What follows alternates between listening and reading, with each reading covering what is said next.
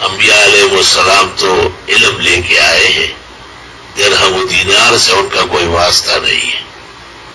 آپ نے حضرت علی کو دینار دیا نا کہ جاؤ منڈی سے قربانی کے لیے بکرا لاؤ، تو اس نے 1 دینار کے 2 بکرے خریدے اور 1 بکرا واپس 2 دینار کا بیچا، تو 1 بکرا اور 2 دینار لے آیا۔ آپ بہت خوش ہوئے، آپ نے کہا آپ تو بہترین تاجر ہیں، اور پھر فرمایا کہ بکرا رکھو اور دینار تم لو، میں درہم و دینار کے لیے نہیں آیا، اس سے میرا کوئی کام نہیں۔ جابر بن عبداللہ سفر میں بہت زیادہ پریشان تھے، آپ نے پوچھا خیریت ہے؟ کہا نئی نئی شادی ہوئی ہے، دلہن انتظار میں ہے، اور یہ اونٹ جو ہے یہ چلتا ہی نہیں ہے۔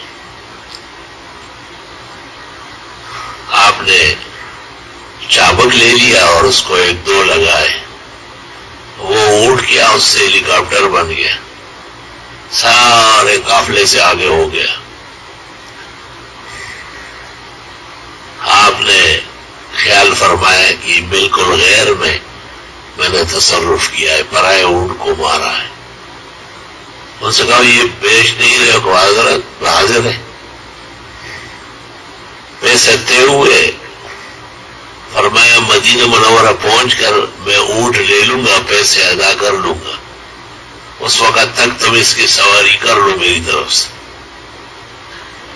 جب مدینہ منورہ پہنچے تو حضرت بلال کو کہا کچھ پیسے ہیں؟ انہوں نے کہا جی حضرت۔ کہا ادا کرو جابر بن عبداللہ کو۔ پیسے ادا کر لیے۔ جب وہ جانے لگے کہا آواز دی، کہا اونٹ بھی لے جاؤ، میں نبی اور رسول ہوں، میں پیسے اور چیزیں جمع کرنے نہیں آیا۔ اللہم صلی وسلم علی النبی وعلی آلہ واصحابہ وبارک وسلم وسلم علیہ۔ بخاری اور مسلم میں کہ ایک دفعہ عصر کی نماز پڑھائی اور بڑی عجلت کے ساتھ آپ اٹھے اور صحابہ کو کہا علی رسلکم، جیسے بیٹھے ہو بیٹھے رہو۔ صحابہ سمجھ گئے کہ کوئی ناگہانی بات پیش آئی ہے، تھوڑی دیر بعد واپس آئے اور پھر اپنی جگہ بیٹھ گئے، اور جلدی اٹھ کر جانے کی وجہ یہ بیان فرمائی کہ تقسیم سے سونا کچھ رہ گیا تھا اور ڈر لگا کہ رات گزر جائے گی اور تقسیم کا سونا میرے پاس رہے گا، اور یہ نبی کے لیے جائز نہیں ہے، اس لیے سورج ڈوبنے سے پہلے پہلے سونا گھر سے باہر نکال لیا۔ اللہ اکبر و کبیرہ۔ شمائل میں ایک شخص کہتا ہے کہ میرے باغ میں بہت اچھے میٹھے خوبصورت خربوزے آئے، میں اچھے اچھے چن کر کے خدمت اقدس میں لے آیا، بڑے برتن میں خربوزے ڈال کے لے آیا۔ حضرت نے دیکھا، بہت خوشی ظاہر فرمائی، اور جب وہ جانے لگے تو آپ نے خادم کو کہا کہ اسی برتن کو سونے کا بھر کے دے دو۔ وصلی اللہ وسلم وعلی آلہ واصحابہ وبارک وسلم وسلم علیہ۔ علماء دین کہتے ہیں کہ مالداری معیوب ہے یا نہیں، یہ ایک مسئلہ ہے۔ بعض علماء کہتے ہیں مطلق مالداری ہی معیوب ہے، اس سے دل سخت ہوتا ہے اور اس میں بڑا نخرے اور تکبر اور علو اور سرچڑی پن پیدا ہوتی ہے، مال کا ایک نشہ ہے۔ تو کہتے ہیں کہ الغنی الشاکر اعلیٰ مرتبتاً ام الفقیر الصابر۔ ایک بہت بڑا مالدار ہے مگر شکر گزار بھی بہت ہے، وہ اونچا ہے یا ایک فقیر جو صابر ہے، قانع ہے، فقر پر افتخار ہے۔ علماء دوسری طرف قول کر رہے ہیں کہ نہیں، مال کے ساتھ بڑی بلائیں ہیں، بڑی مصیبتیں ہیں۔ مسئلہ مشکل ہے، اس لیے مولوی بیان نہیں کرتے ہیں، بچتے ہیں سے مشکل مسئلوں کو ایک طرف کر دیا۔ اور سلیمان علیہ السلام جو بحر البر کے بادشاہ تھے، حق تعالیٰ سے دعا کی تھی رب هب لی ملکا لا ينبغی لأحد من بعدی، بادشاہت دینی ہو تو ایسی دے جو کسی اور کو نہ دے. پھر پاکستان والوں کی وزارت نہ ہو کہ وہ چھین لے گا اور وہ چھین لے گا. آئے دن رسکشیوں میں لگے ہوئے. اللہ تعالیٰ نے ان کو اتنی بڑی سلطنت دی، جن اور انس، ہوا، فضا سب مسخر کر دی گئی. وَسَخَّرْنَا لَهُ الرِّيحَ وَحُشِرَ لِسُلَيْمَانَ جُنُودُهُ مِنَ الْجِنِّ وَالْإِنسِ وَالطَّيْرِ فَهُمْ يُوزَعُونَ. جب حضرت سفر پر روانہ ہوتے ہیں تو جنات علیحدہ اٹینشن اور انسان علیحدہ اور پرندے علیحدہ.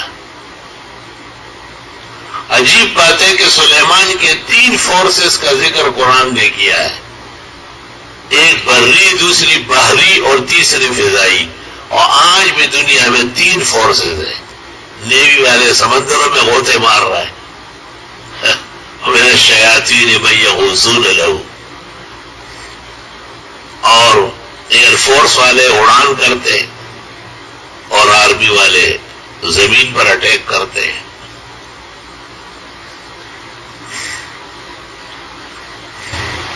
کہتے ہیں کہ سلیمان علیہ السلام نے حق تعالیٰ سے کہا کہ مجھے اپنے محبوب بندوں کی سیر کرا دے. حق تعالیٰ نے پورے عالم میں جو انبیاء اور مرسلین مبعوث فرمائے ان کی سیر کرا دی ان کو. یہ آدم علیہ السلام ہے، یہ سب سے پہلے انسان پیدا ہوا، یہ میرا پیغمبر بھی تھا، اور اس کو ملائک کا سجدہ کرایا گیا، جس نے نہیں کیا ابلیس نے لعنتی کر دیا گیا. اسے جنت بھیج دیا گیا. کچھ مدت کے بعد ایک تکوینی حکمت اور بشری لغزش سے باہر آیا. پھر نوح علیہ السلام، جرجیس علیہ السلام، شیس علیہ السلام، دانیال، ہر پیغمبر کے تذکرے اور ان کی تفصیلات. خیر، سلیمان علیہ السلام نے جب حضرت محمد مصطفیٰ احمد مجتبیٰ و امین اللہ علی وحی السماء النبی العربی النبی الخاتم والمختم صلی اللہ علیہ وسلم کے مقامات دیکھے تو آپ بڑے حیران ہو گئے. حق تعالیٰ سے پوچھا کہ اتنا بڑا مقام اور مرتبت آپ نے اس کو کیوں دی؟ نہ یہ مقام آدم علیہ السلام کا ہے، نہ حضرت نوح کا ہے، نہ حضرت صالح کا ہے، نہ حضرت ہود کا ہے، نہ ابراہیم علیہ السلام کا ہے، نہ حضرت موسیٰ کا، نہ عیسیٰ مسیح کا. حق تعالیٰ نے فرمایا لأنه اختار الافتقار علی الغنا، انہوں نے فقر کو غنا پر اختیار فرمایا. فبکا سلیمان بکان شدیدہ، سلیمان علیہ السلام رو پڑے. اور مجھے کیوں بحر بر کے خزانے دیے، جنہوں انس میرے قبضے میں دیا ہے، فضا اور ہوا تک تابع کی ہے، یہ واپس لے لے، مجھے نہیں چاہیے، ان کی طرح ہونا ہے. حق تعالیٰ نے کہا ھذا عطاؤنا، یہ تو ہم نے دے دیا، دیا ہوا واپس نہیں ہوتا. فمنن او امسک بغیر حساب، اس کا حساب کتاب اٹھا لیتے. آپ سے قیامت کے دن ان خزائن اور دولت کا نہیں پوچھوں گا.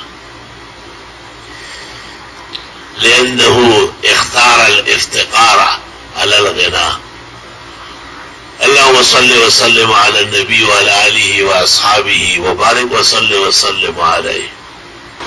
ام المومنین عائشہ کو آپ فرماتے تھے کہ بی بی شوربہ زیادہ بناؤ تاکہ پڑوس کے غریب اور مسکینوں کو بھی ہم دے دیں. ہاتھ بھی تو کہتے ذرا گاڑا بناؤ کہ ہم اچھا کھائے، لیکن آپ تو جو دونوں جہانوں کے لیے رحمت کے پیکر تھے. اور مشہور روایت ترمذی اور ابو داؤد میں جو آپ نے کہا بی بی وہ دستی بنی تھی بکرے کی، وہ ہے، آپ نے کہا 3 ختم ہو گئے، فقراء آ کے لے گئے اور 1 ہے. آپ نے کہا نہیں، وہ جو دے گئی ہے وہ باقی ہے، یہ جو اپنے لیے چھوڑا ہے یہ ختم ہے. اللہ کے نام پر جو دیا جاتا ہے وہ کہاں ختم ہوتا ہے؟ اللہ اللہ. امام بخاری رحمت اللہ علیہ کے والد فوت ہوئے تھے. ان کے بھائی تھے احمد، بخاری کا نام محمد ہے. تو ان کی والدہ نے ان کی جائیداد تقسیم کی، دونوں بیٹوں کو اپنا اپنا حصہ دے دیا. تو امام بخاری نے اس کے 3 حصے کیے. ایک حصہ اپنے ضروریات کے لیے رکھا، ایک حصہ والدہ کو چھوڑا، اور تیسرا حصہ سارا خیرات کر دیا مساکین میں، فقراء میں. پوچھا گیا تو فرمایا یہ جو ایک بات دے دیا گیا یہ کام آئے گا.